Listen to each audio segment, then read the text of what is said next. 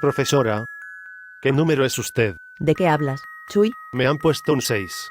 Yo no soy un número. Necesito que me digan en qué puedo mejorar. Un número no me dice nada. Algunos profesores aún no conocen que existe otra forma de evaluar. ¿Sí?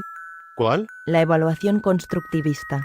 Debemos transformar la educación, no las estadísticas. ¿Y cómo? Los educadores deben promover la autonomía en el aprendizaje, la cooperación y la diferenciación. ¿Y por qué no lo hacen? Porque las autoridades siguen exigiendo números o letras en vez de evaluaciones reales.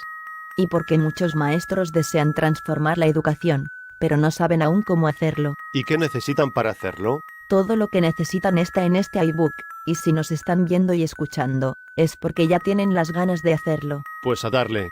Que el futuro de generaciones enteras está en sus manos. Literal. Esperemos que disfruten no más números y provoquen un cambio positivo en la educación.